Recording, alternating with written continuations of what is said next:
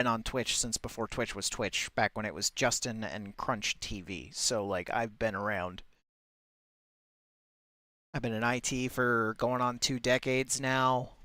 So if it has electronics in it, I can fix it for the most part because when I was in the army doing IT, I definitely had Marines hand me a microwave and get me to fix that. So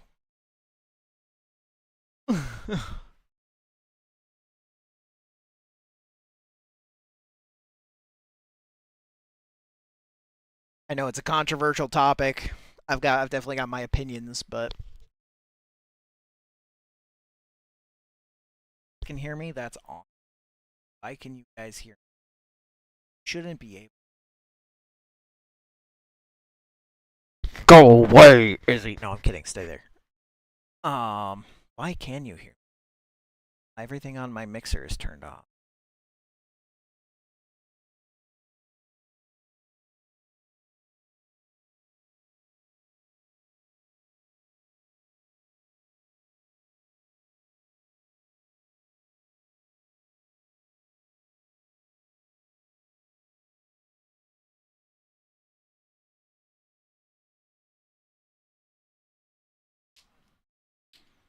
Yeah, that was our first week, and we've been doing it every Friday since. So we're what, 12 episodes in?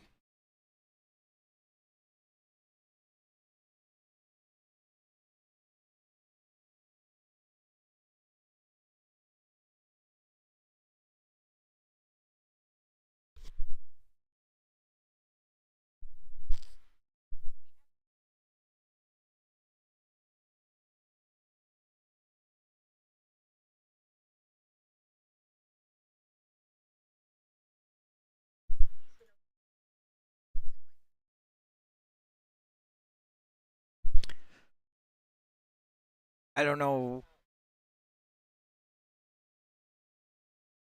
I don't know why you guys can hear me, but hey, everybody, you get to hear a little bit of the backstage stuff as we prep for the show until I can figure out why you can hear me. Anyway, so like I said, we only have 2 rules, and we'll go over the format real quick. No spoilers. If we ask you a question that has a spoiler, by all means, say, "Hey, I'm not going to answer that," or tell us to STFU. Doesn't matter how you want to say it. We don't care.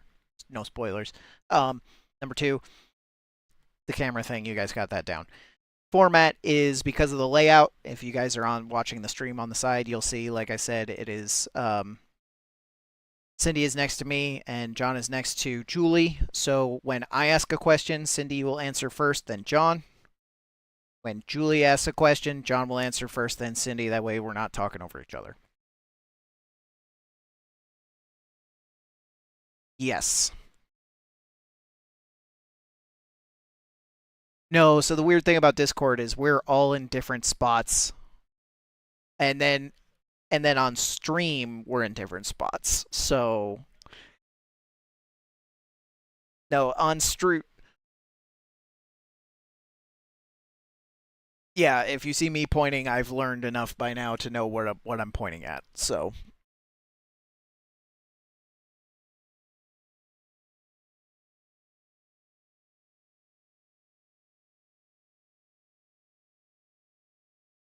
I'm pretty good at directing that, but we'll see what happens.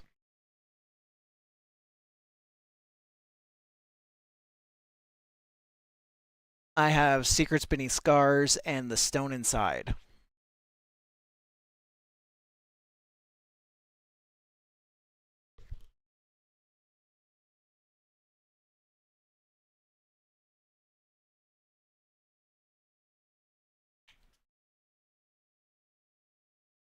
All right. Well, guess what, chat? You get to hear everything again because you normally don't get to hear backstage. I'm going to count us in 3, 2, 1. Go ahead. We are live.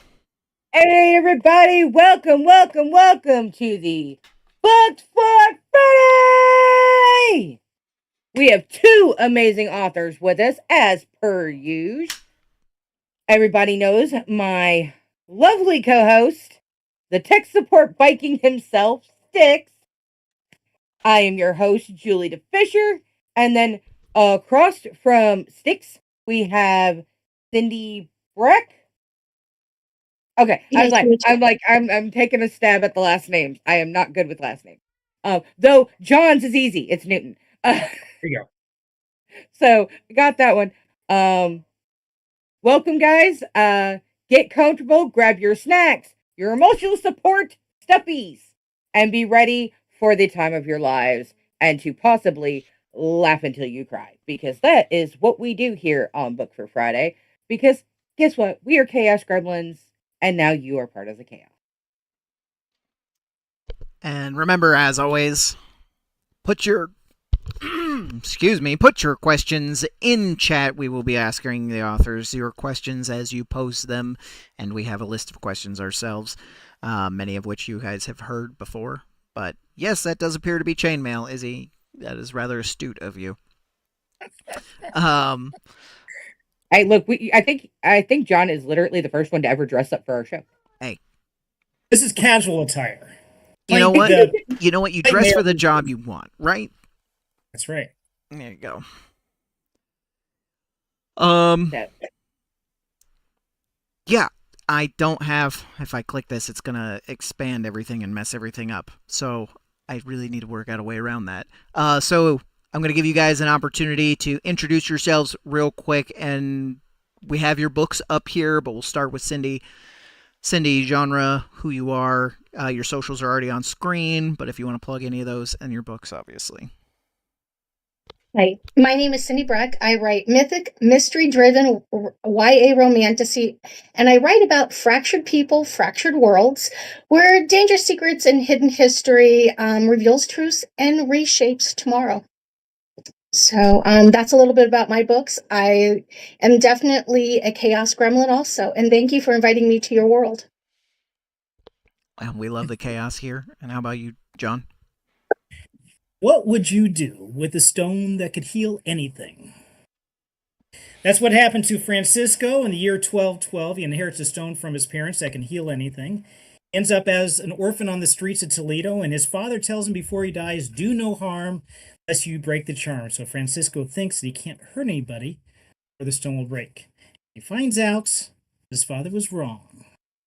It leads to a much deeper thing, and that's where you get book 2, and that's where you probably see the title there. It looks like a fantasy series, but it's really a science fiction series with fantasy overtones and historical. Try to keep it historically accurate as possible for what it's worth. So that way you can tell whoever I'm studying history while having some fun. hell yeah. Yeah, for all of our folks who are here from the normal Saturday show, if you all remember that the current monthly challenge is a Fractured theme mirror. that, yeah, the fractured mirror, which is a theme that Cindy would go along with. It's different perspectives, fractured worlds, fractured people, alternative perspectives. So I'm glad that we got a nice little segue there. And as for John, I know exactly what I would do with that stone. I would do the same thing that Pfizer does, and I would lock it up and only give it out to the highest bidder. No, I'm kidding. That's a good response. Okay, can I guys. borrow it for 5 minutes? Yeah, you know what? I ask people, I go to book sales and stuff like that. I ask people that, and yeah, I get some really different responses. A lot of times it is like, I take it to a children's hospital, and I thought, oh man, that's really nice. Heartfelt. Yeah, so that's a good job. I get a lot of that, so good stuff. I too would take the millennial socialism approach to it, but I just thought it would be funnier to do the whole like it's Yeah. more profitable to not cure cancer, right? Yeah. Yeah. Yep. Take my leash. We'll kick it off. Julie, do you want to go first? Okay, first question of the night. Certain things were revealed to me about our wonderful author, John Newton. We're going there. Yeah, well, I'm just going to jump right off in it. I figured if I'm going to, I'm going to go do it. What is your special talent that very few people know about? Oh, it depends on the source. If the source was a certain other author who happens to be hanging out here, hiding in the shadows, there was a certain instance where I think we were hanging out and doing something after like a book event or something. We go through a drive-through, and I make the order in kind of an alien voice, and I have never ever lived that down. At one time, I acted like an alien. There we go. So I can't do that now. Ordered his food like he was an alien at Wendy's. I felt bad. At Wendy's? That makes it even better. Okay, I have a quick follow-up question to this because this could be confusing for some people because of the way that the question was worded. Are we saying that you ordered it like somebody who's never spoken English before, but in English, or are you talking about like full-on glorp glorp, ack? We're being visited by little green men, so that Oh, okay. that was the idea. Yep.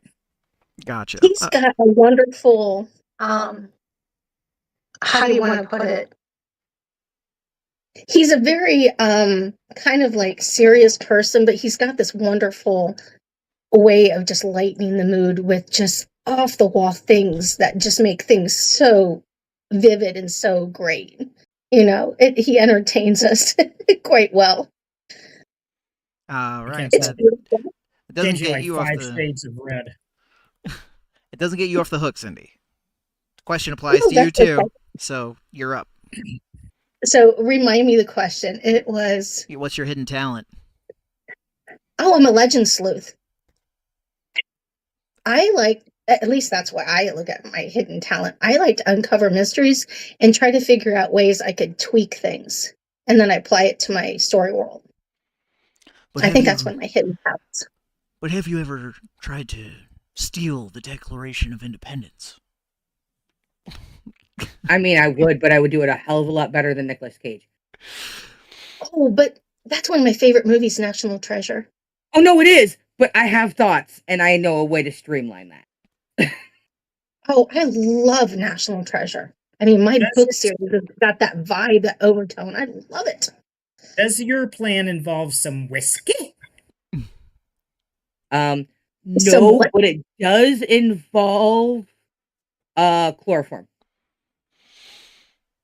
Oh, okay. You heard it first here. For legal reasons, we here on Hold My Pen Promptcast do not condone the use of chloroform on human beings, animals, or other sentient objects. Don't do it. Do not. Moving on, before the legal team comes into frame here. This is probably the closest question you will get to a traditional author interview, but with a twist. What is the most useless piece of writing advice you've ever been given? Cindy, this will go to you first. Oh boy, what is a useless piece of writing advice that I've been given?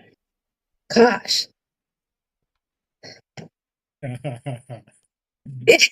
Oh, you what? I'm glad. Wait, where was the easier one? What was the useless? You know, I can't say that there's any really useless piece of writing advice because I can save your butt. Cindy, you should Yeah. write it all in crayon, okay? That's my advice to you. Use it. You got it there. Use it. No, because I don't think there's useless writing advice because I know nuggets of information that I was given years ago that I didn't think would matter now. But as I've progressed in my own learning, my own brand identity and my writing identity and my story identities, because they're all interconnected, those nuggets of traditional authors or what other authors or people in the industry have said have just been valuable. So I can't say that no information is really Vincent, useless. So quiet, I'm go not to going to sleep. borrow your crayon, Oh, John. yeah. All right, then I'll. Do I get to go next? Is that what the idea is? Yes, you're up, John. I'll do the opposite. I'll tell anybody out there, don't do what this advice was. Do not write your entire novel in dry erase marker. No. I'll have a 6-year-old kid come around, and there goes the entire piece right there. It's gone. Oh, to be serious, probably one of the most useless. It's a very good question. I haven't gotten that question before. It does take a little bit of thinking. I would say for my own personal journey, this isn't true for everybody. No traditional route. Which means if you're not in the industry at all, there's traditional publishing and then there's indie publishing. And that does not mean that you're publishing in India, okay? Indie publishing is independent, right? And the IT guy's laughing here. Says, I know the Indians. So no, it's not. It's independent publishing and you do it your own. Here's one of the disadvantages. Traditional used to be king. Okay, you used to have to go through a literary agent. You have to knock on doors. The problem is all these companies have consolidated for the most part into the big five, and it might be the big four. So you get these leading companies, and you got to bend over backward to get in. And if you're not following a certain philosophy or everything that they have, then forget it. But then once you're in, it takes months and months and months for it to get produced. You don't have control over your own artwork or anything. So yeah, as an indie publisher, everything's on you, from marketing to sales to all the kind of stuff that introvert writers do not want to do. They need to get out there in the public where it's scary and there's real people. But you know what? I think it pays off. One of the best things I like is actually going to these signing events where you get to meet readers, get to talk with them, learn about what their story was, what it is. I think that's really interesting. It's rewarding too. So there you go. But John, none of that was useless information. That's all valuable information. Well, he the was useless saying the information- useless. Yeah, go ahead. No, I caught it. was go traditional, and I would say it might work for you. It might really be good, but don't It's not the consider only it as the go-to. That I think that is the best thing for Styx's question is literally that there's multiple ways to get your stuff out there. It's just how do you want to do it? With that, I'm playing off of Styx's question. What is the one thing you wish somebody would have told you? Oh, we're getting into when you traditional started questions. That's John first. Well, I'm doing the one traditional question, and then I'm jumping into the chaos. Gotcha. What was the question? What is the one thing you wish somebody would have told you? Piece of advice you wish someone gave you before you started your author journey. Okay, before I answer, let me ask: Did I freeze because You did. all of your images? Yeah. You froze, but back we can out? still hear you, so you're good. Okay, I don't know if I need to back out and jump back in. That's up to. I mean, you can just try and turn off your camera and turn it back on. Like I said, it'll just shift people around for a short time, but you'll shift back. Okay, but in the meantime, let me see if I can answer the question. Some of the best advice someone gave me. No, advice you wish you had gotten before starting your author journey. Don't go it alone. I wish I would have been involved fairly early on. I was involved in a writers group, but I started way a long time ago. And if I would have started then, I think it would have helped out avoiding some pitfalls that I came across. So especially a local writers group, I think is a really good way to go. You get some very good feedback, personal support. At times, you don't feel like you're doing it all alone. So I think it's a good way to go. Mm-hmm. And I'm going to do my camera. I would second what John is saying, that don't go it alone. But I would automatically say that I was asked so many times before I even had my first book out there, so what's your author brand? And I sit back and I'm like, what the heck? But I am learning that you don't know your author brand until you've written a couple of books, because you have to know what you're writing about, what you like to write about, and what your readers like about your books. And then you learn that as you go. And sometimes you don't even know until you put your first one out, because you might like something about your writing, but your readers like something completely different. Exactly. I think you learn the identity of your author brand as you're cruising through your own writing stumbles and stuff like that, in your own chaos of your worlds that you create. I agree. Also, to follow up on the first question, stay away from vanity publishers, ladies and gentlemen. And if you're afraid to go to signing events, everybody there, including the other authors and the attendees, are also introverts. Yes, a few random extroverts will get lost and stumble in, but everybody there is just like you, and they don't want to be around people either. But if they're paying money to see you, you can show up. That is exactly true. Yeah. All right. You got your question. Yeah, I see you cutting in line. Let's jump in there. I was not jumping. All right. She's right on the ball. She wants to get right in there. I know. She wants to she's like, oh, these guys are awesome. I want to keep it going. All right. If your I just lost it. Oh, so I'm going to skip. I'm going to do a different one. What is your white whale story? The one that you've always thought about, but you haven't written or tried to write. Cindy, this is going to go to Ooh, you ooh, first. okay. Okay, my white whale, and I've never heard it referred to that. But for 10 years, and boy, this is the first that John's going to hear this. For 10 years, I have this story it's a historical fantasy romance, and all my stories are anchored in real history. I have the setting, everything picked, but I would write a story that's historical romance with a character. Her name is Anna, and she marries a duke, but the story behind all of it is still along the line of a mythical quest. But in historic times, it's kind of got like an Alison Goodman vibe to it and stuff like that. So I'm all about the mythic quests, mystery driven, things like that. But this would be not geared towards young adult. It would be more targeted towards the 25-45 age bracket, but definitely along that age. The old people. We're not old. You're older Oh. than that. Oh, yeah. I'm messing with you. That's I what I mean, said. who's wearing the outfit from historic times? Don't make me go and get my stuff, okay? If I'd have known we were dressing up for this episode, I would have gotten out my full set. John, There you're you up. go. Oh, I would have loved that. Yeah. So It's not Twitch appropriate. I'm sorry. Oh, okay. it's So cool. this is the what would you want to write if you could?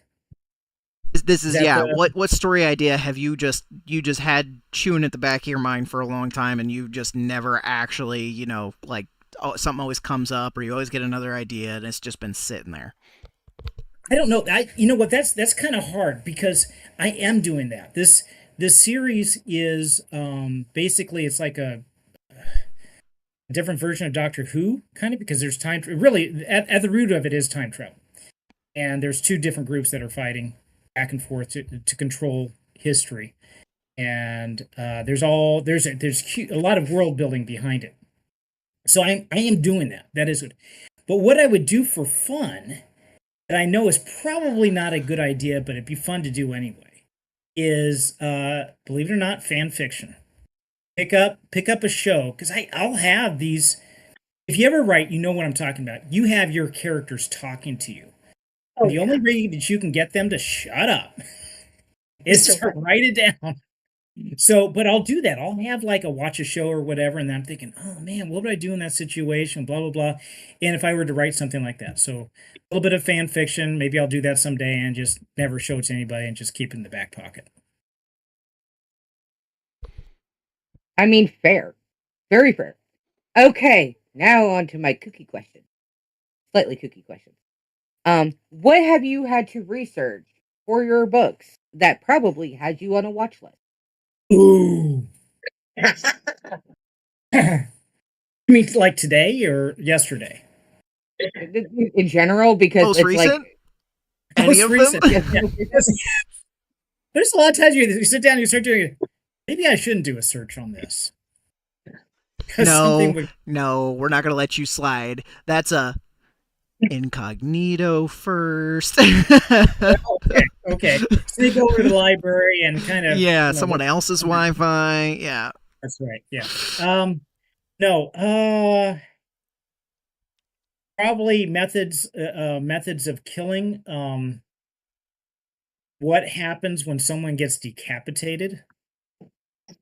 Does that person just slump right there, stand? Those type of things. Looking that up would probably. You probably want to clear your search history when you're done somehow. But that doesn't work clearing your search history. If they want to find out what you're searching, they still But it does if you have kids. So you don't want to. Dad, what are you doing? Now I'm curious how many Al Qaeda recruiting videos you've accidentally stumbled upon, but we won't get into it.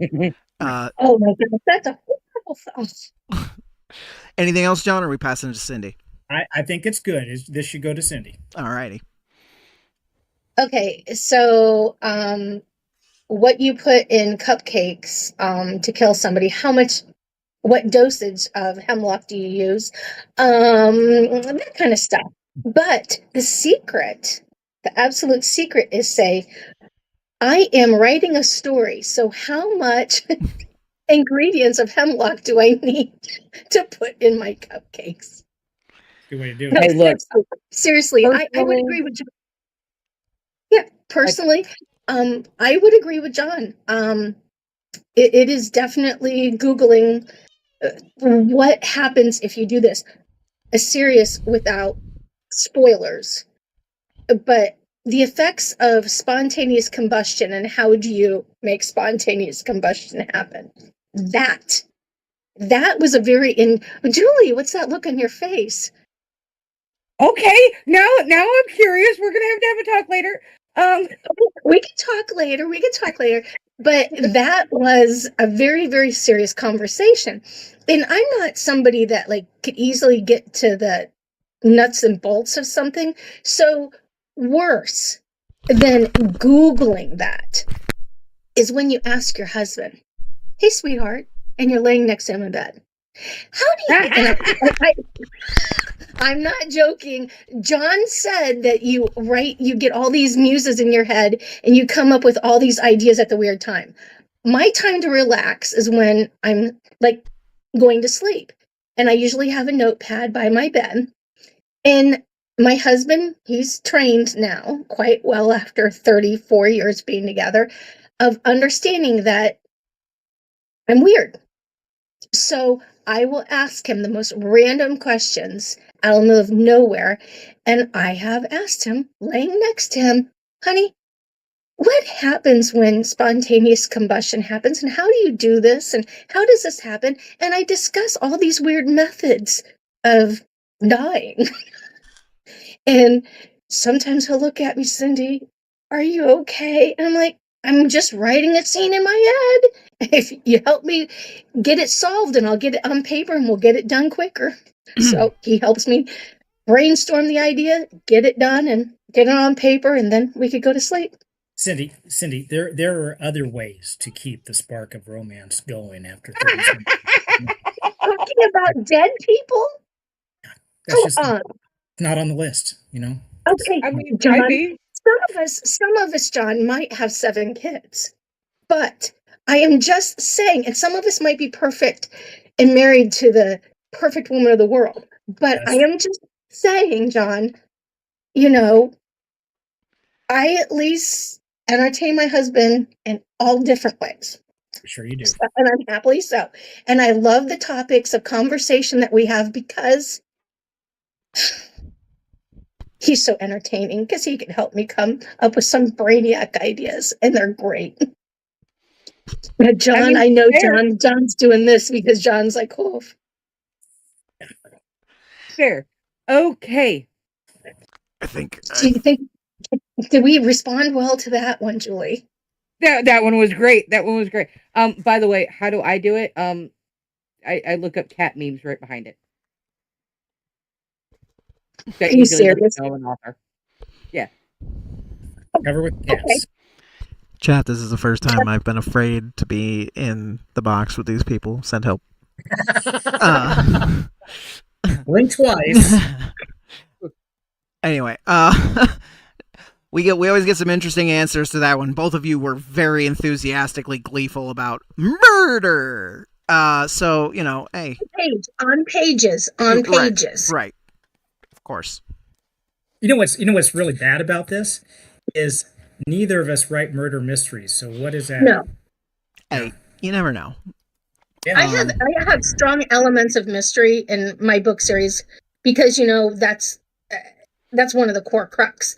But yeah, and yet a lot of people love murder mystery. They really do. Who done it? Kind of stuff. All right, we're going to steer it back into a little bit less morbid territory here. If your current work in progress was a meal, what meal would it be? And it can be as detailed as you want, or you could say it's a 5-star meal. You could say it's a gas station snack. It just, how far into the process are you? How satisfying do you feel about your current work in progress? Hmm. I've not really associated the work in progress. Well, I'm editing a work in progress, and then I'm writing a work in progress. Um, and it's a very sensitive because there's trigger warnings on this one. Boy, it's a 5-star main dish served up for. I hope I'm answering this right.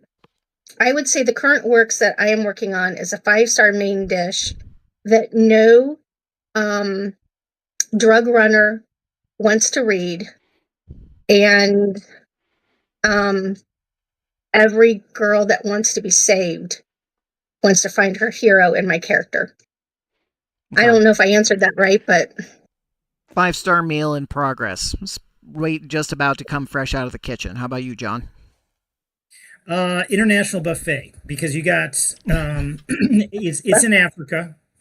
Year is 1452, and you've got somebody who is a female samurai. You've got a Anglo-Saxon warrior. You've got a kid from medieval Spain. You've got a guy who is from 3500 BC, and you throw them into the mix with somebody who has control over lightning and see what happens. Somebody's gonna get electrocuted. Flambe. There you go. Yeah, No, that's there's a French. nice flambe. Ah, you're right. Julie, you're up. Okay, assuming I have to now put this into this question. Assuming your characters know what a vehicle is, who would you trust with your car keys, and who would you not trust with your car keys? Huh. You're talking in the current book that And was just published, or the one that's in progress? No, across your characters. It All doesn't matter which across. book. Across your characters. Who would I trust with my car keys? I would trust the guy who is from 3500 BC. His name's Angelo. He's probably the most trustworthy guy, and he'd be able to protect him too, and because he has control over gravity. Then you have the least likely person to get him is the Anglo-Saxon warrior. He's pretty cool, but I don't know if you could really turn your back on him very much. I mean, Fred Now he Flintstone was probably a very good driver. So, That's right. Get those feet going. how about you, Cindy? seriously, I would trust Tristan DeGray, my main character, for the hero, with the keys over my main protagonist, female protagonist, because Tristan is just a downright, he's very stoic, but he's very downright, and he looks at things very analytically. And so he's got a lot of common sense. The reason why I would not trust Callie with my keys, my car, anything is because she gets visions, and she randomly gets visions when she's Whoa. encountered certain things. And so I wouldn't want her behind the wheel when she's driving getting a vision. So no, that would probably be like having a seizure behind the wheel. That's probably not a good idea. yeah, exactly. Exactly. And her visions, what's so neat is her visions kind of show up like as fragmented pieces of glass, and she catches glimpses of them within her vision. And so she's got to tag them together to figure out how the scenes unfold. So, and it's tied into her emotions and stuff like that. So this is kind of interesting. But nope, I wouldn't trust her with a set of keys. That's a really pretty interpretation. I can actually like visualize what that would look like and seeing like different scenes on each piece. That's really cool. Yep. Um, Well, the other interesting thing that I love about her powers is that if she can feel like the touch of something, then she knows that she's going to physically encounter that moment in physical time. But if she only sees it in the shard glass, then she knows that she has the possibility of changing that direction. Oh, that's a really cool detail. You know, Knowing when it's in like an anchor event that I think they call them, versus just a possibility. Yep. Speaking of possibilities, leads into my next question. Which of your characters has ever taken the hardest left turn on you? Just suddenly does not want to follow the story, made up their own mind. I want to go this way. That would be my main protagonist. In book 2, I had the roughest time writing a scene because I had a culmination of major, serious, life-threatening things that happened in my life. Almost lost my son twice in 1 week. And I poured myself into my writing, and I wanted to go one direction, and she wouldn't let me. You know how like the muses just have their own direction? She wouldn't let me. So as I was experiencing her wanting to get revenge, because I didn't see the story going down like a revenge path, but as she was seeking revenge on paper and in the course of the storyline, I was internally feeling it as I was agonizing over for months, court trials, that kind of stuff that were coming up. And while my son was on rehabilitation, however, blessedly so, I think for me, writing what I wrote on paper was very therapeutic and a God moment for me because I got to hash out all my pain on that paper. But I never thought Callie would jerk me down that path. I never started out writing that book in 2017 with the intentions of going down a revenge path. But it was hook, line, and sinker, and I was just, boom, drugged down there. So. How about you, John? you can tap into a lot of emotions with that too. That's bring it out, and it's a choice whether you want to do that or not, because that's really personal. You know, you bringing that in. Yeah, but I think authors write what they know, and I think when you flush it out on paper, not the readers don't maybe know all the details behind why we write what we did, but because we've experienced that, the legitimacy of what we add, the raw emotions to the paper, to the pages, it brings a sense of richness, realism to something. And I think that's why a lot of people want to read our books and stuff, is because they want to escape from the reality that they're in or experience something that is totally different and something unique and new. And I think that's what I love personally about a modern world and then a secret world hidden in plain sight, meshed together, brings that, like, they know that reality that they're living in, but they're experiencing something hidden and something so different. And I like that aspect. But yeah, it was raw, and you were there to experience it as far as a true friend. So yeah, so it may not be obvious now, but or it might be more obvious now. So Cindy and I've known each other for a number of years. Our families are friends, and so it when she's talking about this experience, I know exactly what was going on. I got the phone call that night that happened. So a character that is gone a different direction than wasn't expected. I belong to a writers group. This is a little bit of background. Okay, you'll see where this is going in a minute. I belong to a writers group, and there's quite a few number of women in this group. And I think the guys are almost not quite the same number, but mostly dominated by women. Cindy's laughing because she's part of the group. And there's a lot of romance writers. Now, as you can imagine, there's a lot of women out there that love romance. And the women in our group have been ragging on me about not having any romance in my books.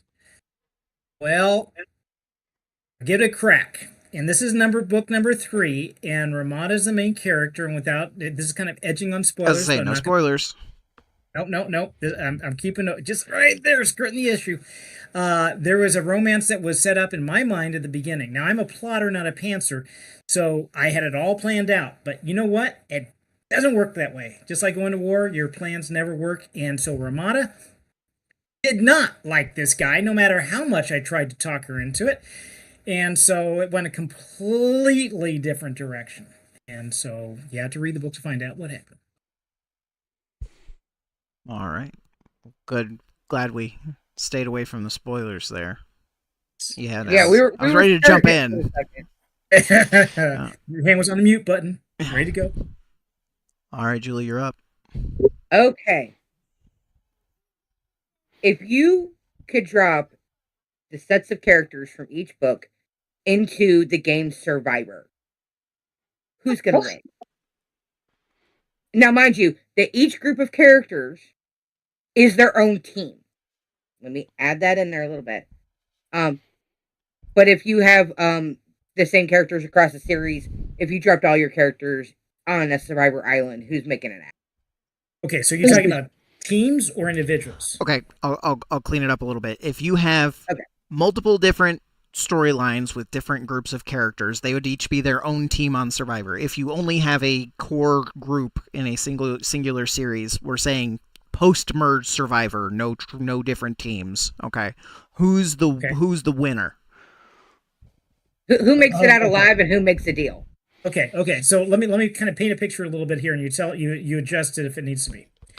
So we do have 2 main groups, and the idea of this series is there are 6 people who are going to end the time war between the Satiri and the Kiari. Okay, Francisco is the one of 6. This is a duology. This is about Francisco. The next 2 books are about Ramada. But that's the Satiri that's recruiting him, and the Kiari are trying to stop him for whatever reason they are. They have a different philosophy than the Satiri. So 2 different groups. Would they be your 2 different groups in the survival scenario, or are we talking about individuals? No, that would be your 2 different groups in the scenario. Make sure. Yeah. Boy, it really comes down to there are equal abilities on either side. And they do have superhuman abilities because of bioimplants and stuff like that. So they can do certain things, like being able to heal themselves because they have healing stones in implants in them. Sorry, heal like Wolverine. So that's kind of a cheat if you're going to get on a survival island. But so I'm gonna cut in real quick. We're not talking about just like general like wilderness survival. We're talking about the game show Survivor. Like you get voted off the island. Oh yeah. Who would get voted off? Who would win? Who's the last person who gets everybody's votes and positive votes? Like who wins the $1 million? The last survivor. I know exactly who would be. That would be our female. Is it a spoiler? No. I don't think so. Okay. I would stay away from that. So you have Angelo Mayuki. If you ever watch Doctor Who, that would be like the Doctor and his companion. So she would be the companion he picked up in 11 something in Japan. And she was a female samurai. There were a handful of them that did exist. She was one of them. She would survive, not just because of her skill, but because of her people skills. I think she would end up being everybody's favorite, no matter what situation she was in. And her skill level, too. So both together. So, definitely Mayuki. All right. How about you, Cindy? Okay, so I want to clarify. Mm-hmm. We're saying 2 people could win. Because they're a group, correct? No. So if they start out as teams, and once they whittle it down, the teams merge into one, and then once the teams merge into one, you get down to the final one, like the last one standing. So who's that last one standing? Which means, and that can come down to, their physical ability, and they would win all the games and dominate, or they're really great at their social skills, and they would convince everyone else to vote for them and to win, like whatever it may be. Who do you think comes out on top? Okay, so my book series, in the trilogy, the Theron's series, I have written a dual world trilogy. So you will have 2 lost civilizations that interconnect. So I do have humans, I have Therans, which are stewards of history, and then I have another group, which are Atlanteans. So if I had to pick the last person that would survive, it would ultimately have to be Callie, my main heroine.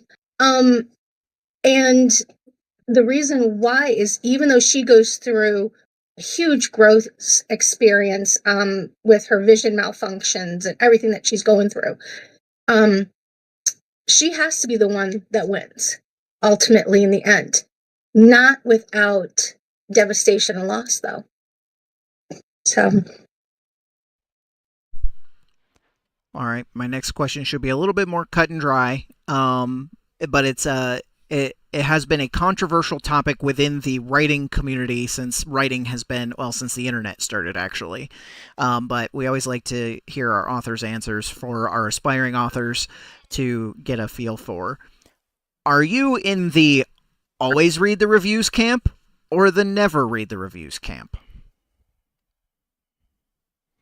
I'm down the line.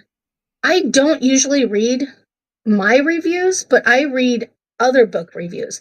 But if it pertains to my book reviews, I think we could learn from the overall author branding.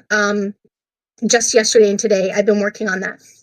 And I actually did go to the reviews to see what people were talking about. What if there was a pattern, like Julie and I were talking a little while ago. There's patterns that you could pick up on. Do people see you as a romantasy author, or do they see you or do they talk more about legends, myths, and stuff like that? You could learn from the reviews. In that way, you could do better in the next books that you're writing and stuff. So I'm definitely somebody that will look at reviews, but I don't do it a lot unless I have a purpose. So I can't say I'm an always or not an always. When it benefits you and for, to learn. That's fair. How about you, Yep. John? Yep. I would read the reviews because I want to see what people's impressions were. You when you're writing a story, behind the scenes, and you've tried maybe several different approaches for a certain way, and sometimes you forget. Oh yeah, he didn't know that. When you read somebody else's impression, you get firsthand, fresh their impression of it. So I think it's important. First time that we've had agreement from both authors on that answer. Really? Yeah, it's always split. Yeah, I would like to add to that, though, because John is really good at this. He likes to ask people, because both of us, when we do book signings and stuff like that together, I watch him interact with people, and I like how he will ask them questions and find out where they're at, like what drew you to this, or if they read his first book, why'd they come back to get his second book and stuff like that. And I like that he seeks not the written aspect, but that communication to engage with the reader. And I think that's when you get to gauge their nonverbals alongside seeing their verbals. So he's really good about that. I mean, that is very fair. Very fair indeed. Julie? Okay. What is one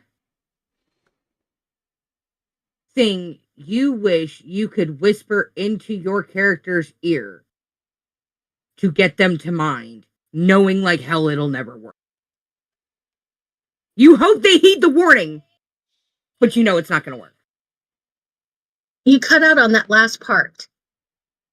Okay. What is the one thing that you wish you could whisper into your character's ear to heed the warning, even though you know like hell they won't? Okay. But you know they won't listen, basically. Yeah. Okay, so you're talking from an author's point of view to get them to do what you want them to do. Is that what you're saying? Yes. You want them to follow this particular storyline, at least for a little while. Go down this path, find this person, rescue the sword. You want them to get through that without causing any unnecessary drama. What would you whisper in their ear if you could to make them mind, knowing like hell they're not going to. What do you really want?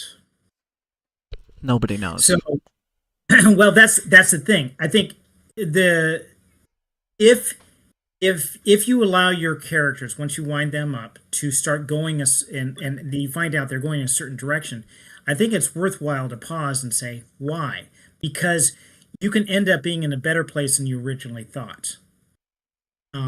And so asking that question may not necessarily change their mind, but it might change your mind. How about you, Cindy? You have a particular nudge that you've tried to give your characters that they won't listen to? Well, I could go back to like that scene where I was talking about in book 2 when I encountered that revenge. I didn't want to go through experiencing what I was personally feeling at home, putting it and pouring it into words on paper. But it was very cathartic. I mean, very therapeutic. I tried to whisper in basically in Callie's ear, hey, I don't want to go down this path. But she didn't listen. And I will tell you, a lot of the times, like John said, it will take you to someplace better in your story world because you're pushing your protagonist so much that they're going to get you as an author will get backed in the corner, and you will have to try to figure out how to get that protagonist out of that situation. But it only makes that book, that storyline, that much better. And I have to say, I do conscientiously ask myself questions. And a lot of the times, if I'm stuck in a scene or she's taking me down a path like that, I will, and I've done this with John, I'll brainstorm with him on topics. And definitely my husband, and truthfully, my daughter and my son. I mean, there are just some people that that could help you through that scene when your protagonist is trying to take you down some path that you're trying to tell her, no, I do not want to do that. But sometimes it's best to go down that path and at least feel it out. But I've had to rewrite a scene because once I got down there, it wasn't as good. So, I mean, you have to know your worlds enough, your power of each protagonist or each character to actually know if you could carry that scene off too, that they're trying to steer you down. All right. Can I add something to that real quick? Okay, so I just want to promise this will be quick. So if you don't do that, now why you say, well, you're a guy's in control, you can make what happen. Yeah, you can, but you have to restart because the reader will spot a fake character all the time. How many times have you either read a story or watched a show, you're thinking, why'd they do that? They know the monster's in the other room. Why do they break up and leave? You know that's going to happen. So he wore a red shirt. He's in Star Trek. He knows he's going to die. So all these kind of things, your reader's going to catch on. And if you try to force your character to do something that you've already created this character to do because of personality or history or whatever, end up doing something shouldn't, your reader's going to say, it doesn't feel right. So that's why when we say they have the mind of their own, it's going to end up go with the flow. Let the character do that, and like Cindy said, you might end up being in a better place. Yeah, I know when people, when as an author, I mean, I would characterize that as like a detour, a mental detour, where your character's taking you down this unforeseen path.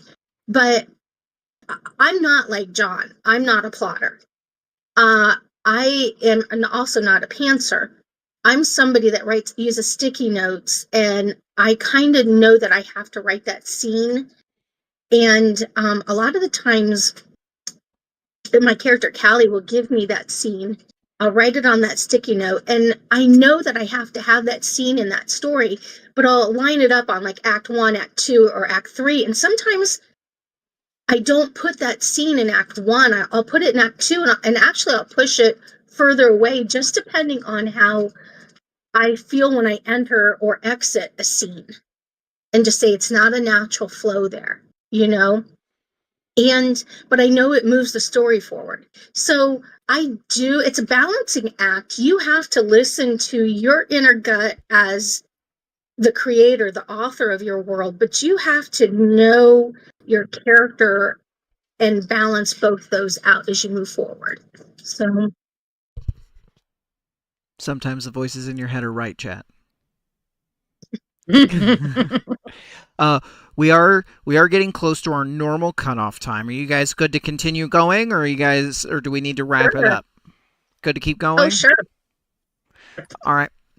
I've got an interesting one. This one's only made one other appearance on the show so far, and people liked it, so we'll see how you guys feel about this one. Are you asking John first, though? No. Ask John first. Ask John first. Ask John first. Now you'll like this one.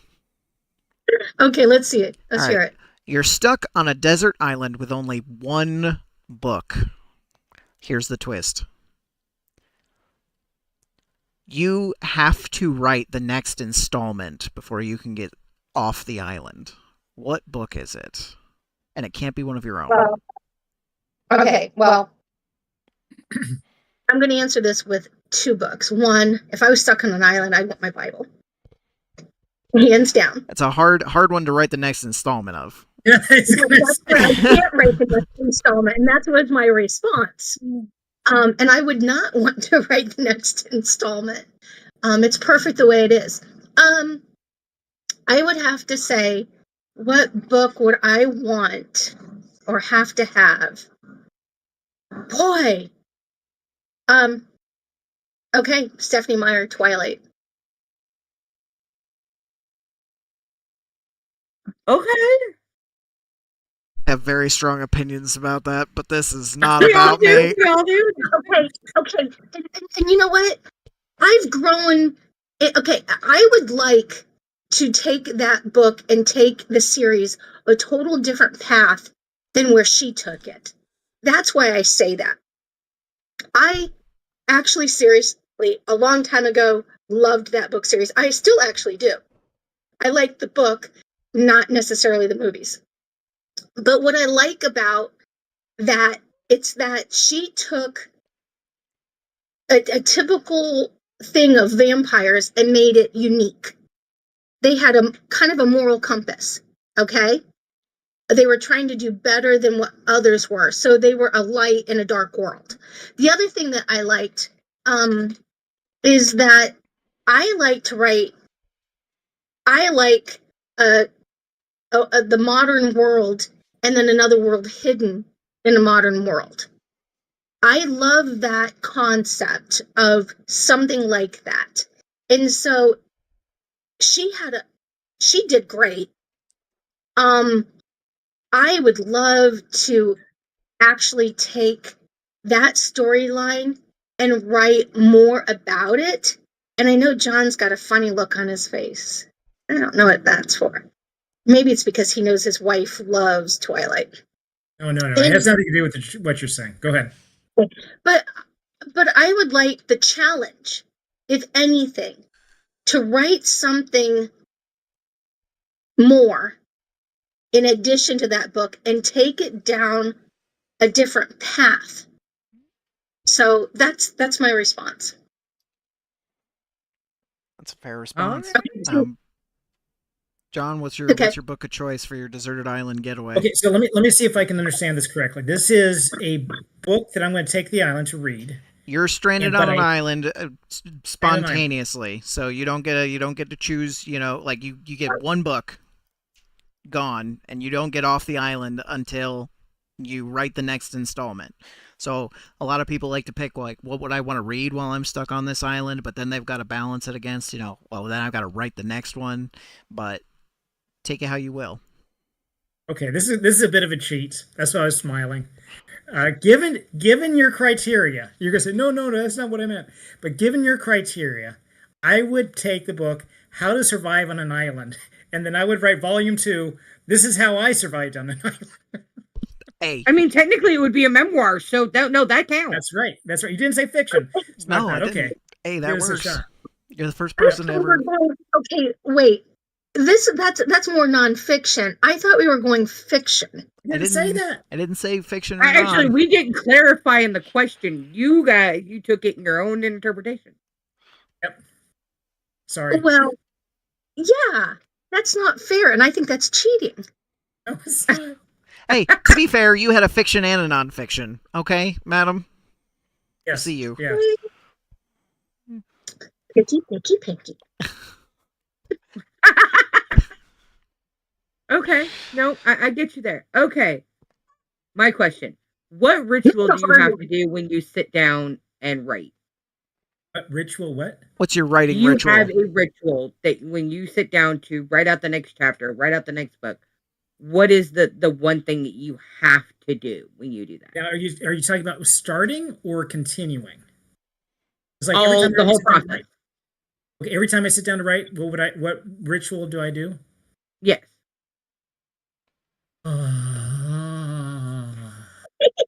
That's easy.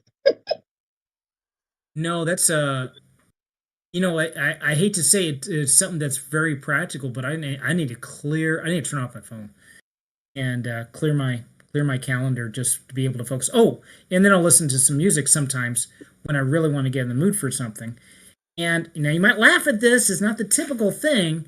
It is mostly instrumental, but it'd be almost like theme music for a movie, like the Last of the Mohicans or something like that. That I just, you get the dun dun dun dun dun dun, dun and you bump it. Or if it's really mellow, it'd be for a mellow scene. So that type of the music, I think, really helps. You We actually do think music helps. Yeah, Everybody who's ever mentioned music on the show has said that it's always had like it seems to be the unanimous thing we've gotten every author to agree on is if they have music while they're writing, there cannot be lyrics. oh yeah, Well, yeah, I yeah. agree with that. I agree with that. Yeah. But I'm a no, like, I don't want even noise. I want a white noise. I want my dogs because I have So to keep racist. Tesla with Just me. listen to you. It's so racist. Stop it. Um, uh, we have 3 dogs, so I'm a pup lover, and I have to have French vanilla iced coffee. Dang, I'd be like 300 pounds if that would be my thing. What do you mean 300 pounds? There's only like It would. 8. I'd be put on calories. Oh, I only have one a day, Okay, all right, that'll work.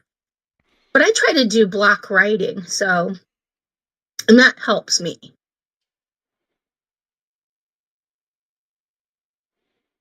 Okay, Sticks, your turn. Yeah, you took a really good question. Um Is that one you were going to use? It's one of his. It's down here in our Oh, master list, and I'm like, oh, I'll grab that one. That's probably the only normal question that's been asked. okay, so I'll ask cuz since it came up is do you ever make I guess I'll take this in two ways to make it easier. Do you ever make a playlist for a book? Like, these are the songs of the scenes as I see them in my head? Or do your characters have theme songs? I actually have a song for my character. Um, Truthfully, I can't remember it. It is on my phone. I listen to it if I can't like engage or connect, but I listen to it for probably 2 minutes and then it's off. So I can't say that it's a theme song, or anything like that. No, but there is a song that I identify with her. That's fair. How about you, John? you know what? I got the Imperial March going through the back of my head right now. Darth Vader's Which gonna break character? down this thing. Which character? The protagonist. No. But you have Uh, multiple Hello, protagonists. Divergent? Is that you? No. no. I don't know if it's so much character. I don't think it's character. I think it's scene and mood. This one that I'm working on right now is in Africa, so I chose some African music. You got some drums going in the background and stuff like that. But it's more of that flavor. But that you mentioned it, I might just like, you got Suno now. What the heck? Just make one for some of your characters, you know, and do that. I mean, you're not really sharing; it's just for yourself. But Yeah, it's not a bad idea of doing the characters, but I don't do that. I just do. It's a way for readers to engage that much more too if you share that. That would be a really good idea. I'm not naming names, but I do know there are some authors that I follow that, like, after every book release, that, like, within, like, a week after the release on their website, they'll be like, here's a link to the Spotify playlist for this book. So as you're reading That's through, not a they'll bad say, idea. they're like, Seriously. It's a cool idea. It's not. Yeah, I like that. I'm a book reader. I'm not a movie. And I watch movies, and I listen to music, but I like music from so far back that nobody would identify with it. I mean, I'm into Neil Diamond, the Bee Gees, and stuff. I was gonna say challenge accepted because I got some waybacks there. So I know everything from big band music of the 20s and 30s, all the way from ABBA to ZZ Top. And Okay. everything. Have you heard the mix with the Bee Gees, Staying Alive, and AC/DC? No, it was Black Sabbath, I think. Black That Sabbath. one, yeah, It was that a one Black that works Sabbath so mix. well together.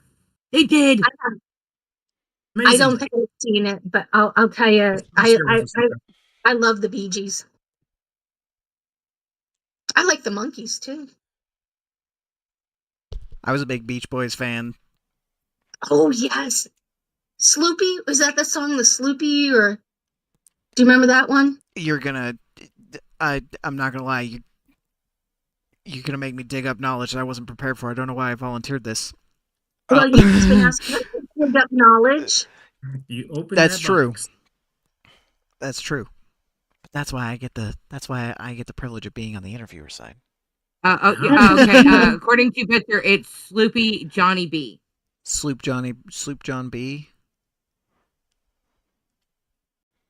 I don't know if that's the right name, but Now I'm thinking of Johnny B. Good, which is totally different. Mhm. Yeah, totally. Julie, you're up. Okay. If your protagonist was on death row, what would their last meal be?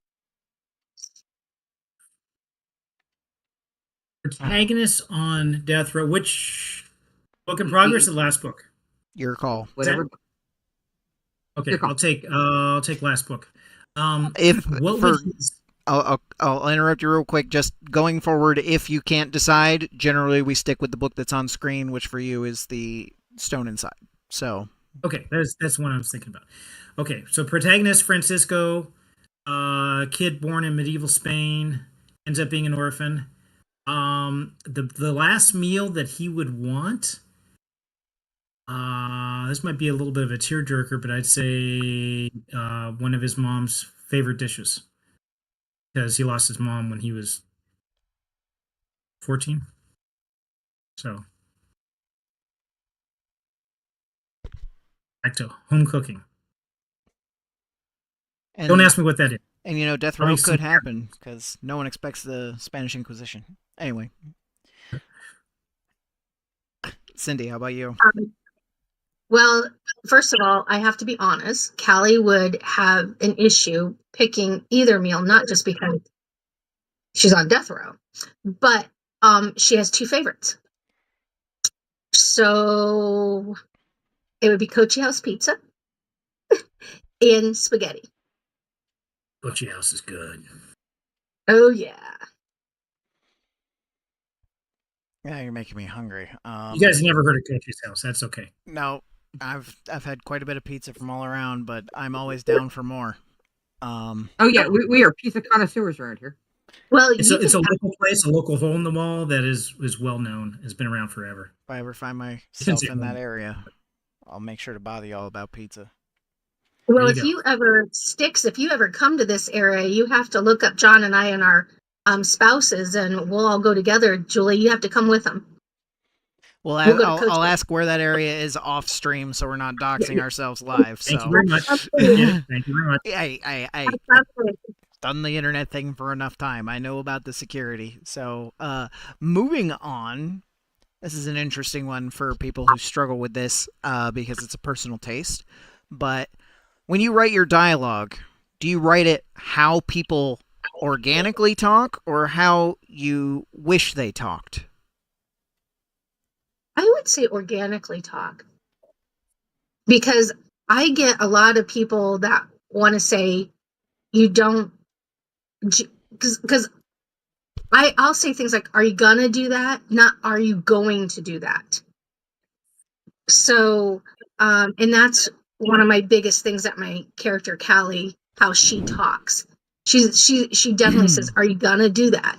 You know. And I've had when I was on the traditional route with an agent, he was like, "Cindy, you need to correct this. This needs you need to be Going." And I'm like, "That's not how she would say it." And I stuck to my gun. Yeah, drag my And grandmother up the wall. I know what you mean. yeah, but even at that, my character who is Gramps, because I'm one of those people that I read so many young adult books or books in general, and they parents don't exist.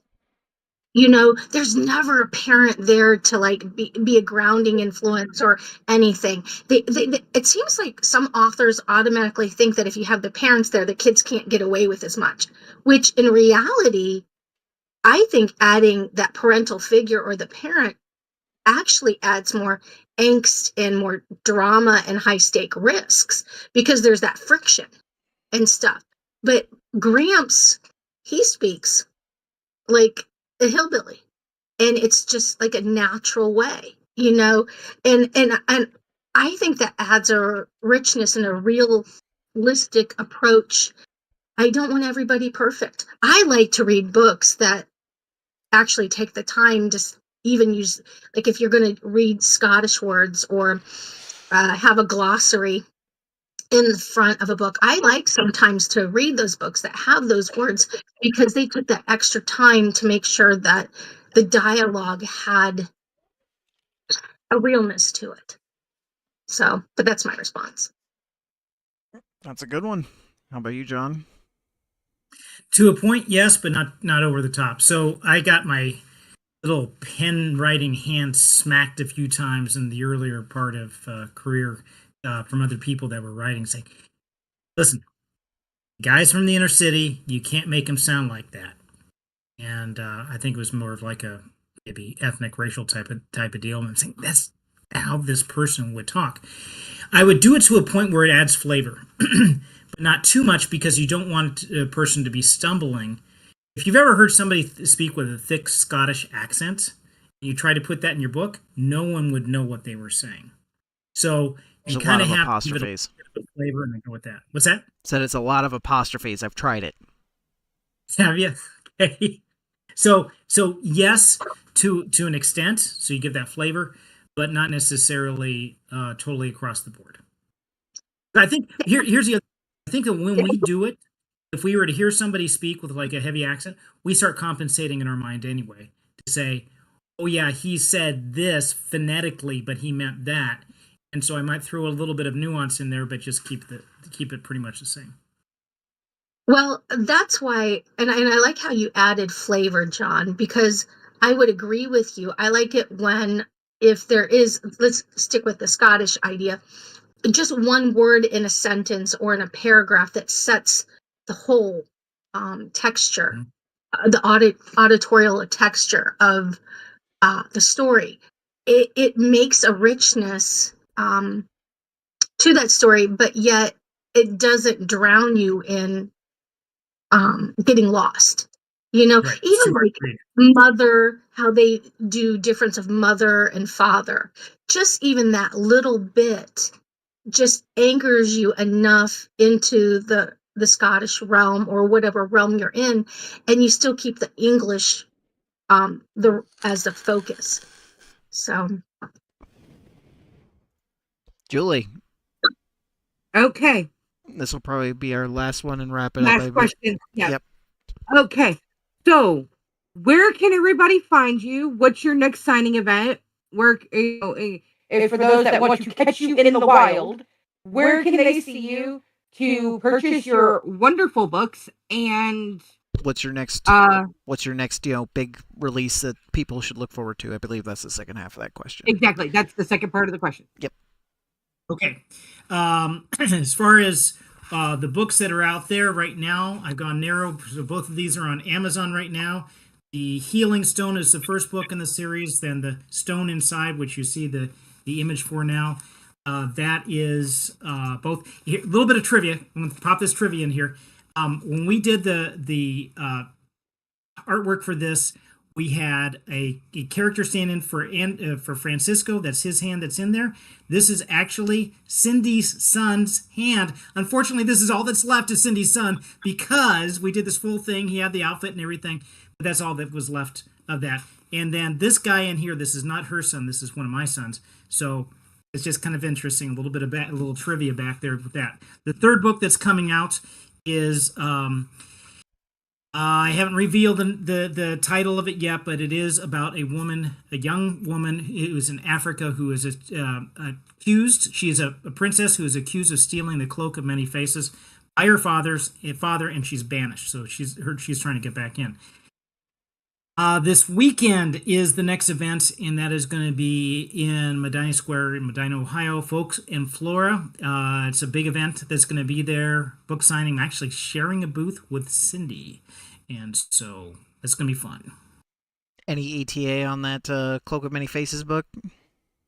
So these have been coming out the May of every year. So the next one would be May of next year is when that one's coming out, and I'm going to just try to keep that schedule. And then maybe if I eventually retire, I can put more focus in because I've got a lot going on in my life right now. So I'm now a full-time writer. Perfect. How about you, Cindy? Okay, so I don't know if you could see, but I have The Secrets Beneath Scars, and you've already got that up. And this is book 2. The Theron's Legends Never Die. And this just came out May this year. So I am working on book edits of book 3 right now. One of my alpha readers has it, and so I will be getting that back probably the end of this month, and then wrap up that. But and I'm working on the title and the book cover. In addition to that, you could, like John said, I will be there at Folks in Flora, but also I've got quite a few. It's packed this summer. Mid Ohio Book Con and Stars Hollow. Those are just a couple major big events in Ohio that I'm going to be at.